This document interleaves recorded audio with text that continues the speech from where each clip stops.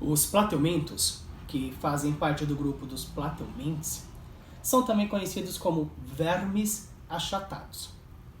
Isso por causa da forma do seu corpo, que é compridinho, né, achatado no sentido dorso-ventral. Eles vivem em ambientes terrestres úmidos ou em ambientes aquáticos, seja ele de água doce ou de água salgada. Olá, meu aluno, olá, minha aluna.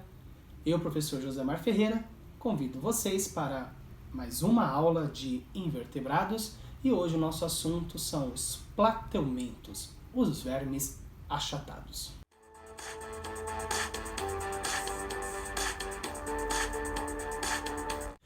Na linha evolutiva, os plateumintos eles agora ocupam a terceira fileira da evolução.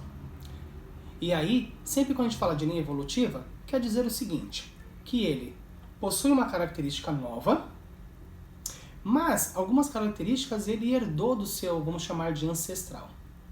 No caso dos plateumintos, a gente pode dizer que a característica nova, né, e não é apenas uma, são várias características novas, a primeira, assim, a principal, é eles possuírem 3 folhetos embrionários. E aí eles são chamados de triblásticos. Então eles vão possuir agora o mesoderma, que não existia antes.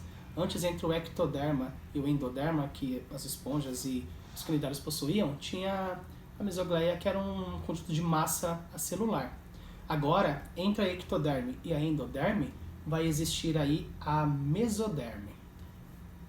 Esse seria o terceiro folheto embrionário que ele tem e que faz, então, ele ser bem mais evoluído do que os cnidários. Uma outra inovação evolutiva que eles vão possuir é a sua simetria bilateral. Tá? E assim como os cnidários, os plateumintos, eles possuem 2 tipos de digestões. Possui a digestão intracelular e a digestão extracelular. Tá? E falando em digestão, uma característica muito importante agora deles, que vai depois diferenciar ele dos nemateumintos, que é a nossa próxima aula, é a presença de um sistema digestório incompleto. Incompleto porque não existe a presença do ânus. Então esse sistema digestório ele vai ser composto por uma boca, que vai ter a função apenas da entrada do alimento e a saída de restos alimentares, não de excretas, tá? Restos alimentares. A cavidade digestória que ele possui, na planária, por exemplo, que é um dos mais famosos aí dos plateumintos, ela é muito ramificada. E aí essa característica facilita a distribuição dos nutrientes ao longo do corpo desse animal. E essa característica também desse sistema digestório ser ramificado explica a ausência do sistema cardiovascular.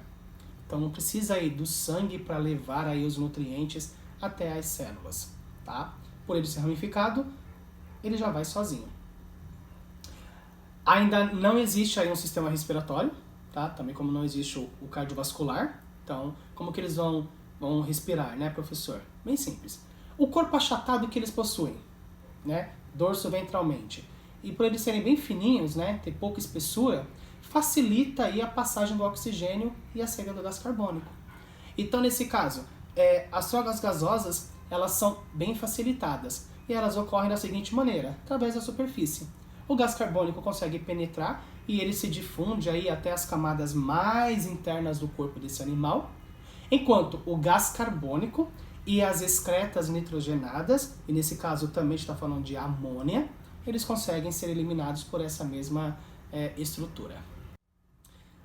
O sistema excretor, que vai eliminar aí principalmente o excesso de água, é formado por um túbulo que é ramificado, que é chamado de protonefrídeo. Esse protonefrídeo está disposto ao longo do corpo desse animal. E aí ele vai possuir um grupo de células chamado células flama, que ficam nas suas extremidades. Tá? Essa célula flama possui um cílio. E aí esse cílio, ao bater, ao se agitar, ele impulsiona aí esse excesso de água e resíduos para o interior desses protonefrídeos, que vão se abrir em poros na superfície corporal do animal. E aí, assim, as substâncias são eliminadas. Já o sistema nervoso deles, né, da maioria dos plateumintos, é constituído por um par de gânglios cerebrais. Não existe cérebro ainda. Esses gânglios cerebrais se localizam na região anterior do corpo e eles estão ligados a cordões nervosos longitudinais que estão na região ventral aí do corpo desses animais.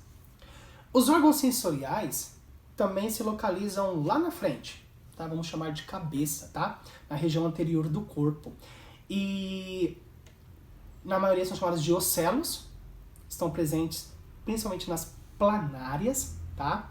E eles são órgãos sensoriais, mas eles não formam uma imagem, tá? Eles se localizam aí na direção da luz, né? Onde tem mais intensidade de luz. Eles possuem também, como aí órgão sensorial, receptores químicos, que são responsáveis pela captura da presença do alimento, né? E eles também possuem os estatocistos, que já falamos o que é nas aulas anteriores. Os plateumintos, eles são importantes parasitas aí dos seres humanos. Também existem espécies que são de vida livre. No caso dos parasitas, né, como a tênia, o esquistossomo, eles são causadores de doenças. Doenças não vai ser o assunto da aula de hoje. Doenças vai ser tratado numa próxima aula aí, que eu já deixo o convite aqui para vocês, né? Então, como eu disse, existem os parasitas, que são causadores de doenças, e existem aí o de vida livre, tá? Como, por exemplo, a planária. E aí eles estão distribuídos em 4 classes de plateumintos, tá? Então, são elas. Nós teremos aí a classe tubelária. Essa classe é formada por animais que possuem cílios ventrais aí, que são muito úteis na sua utilização. A maioria deles é de vida livre. E o representante mais famoso, então, é a planária. Nós teremos a classe que é chamada de tremátoda.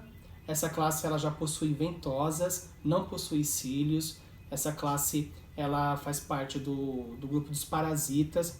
Eu vou ter como exemplo aí o Schistosoma mansoni, né, o esquistossomo.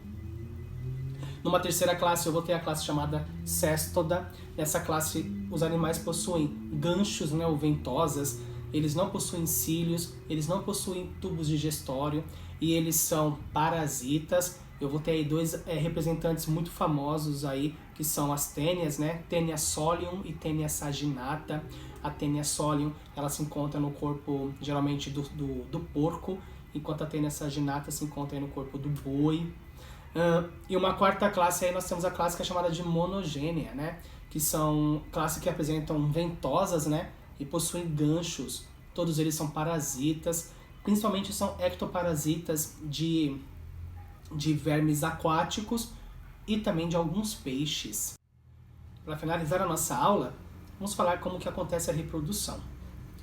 Agora são seres diferentes, existem processos reprodutivos diferentes, tá?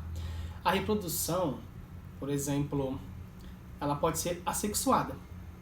No caso das planárias, vai ocorrer por fissão transversal. Traduzindo, ela vai se cortar ao meio para se reproduzir.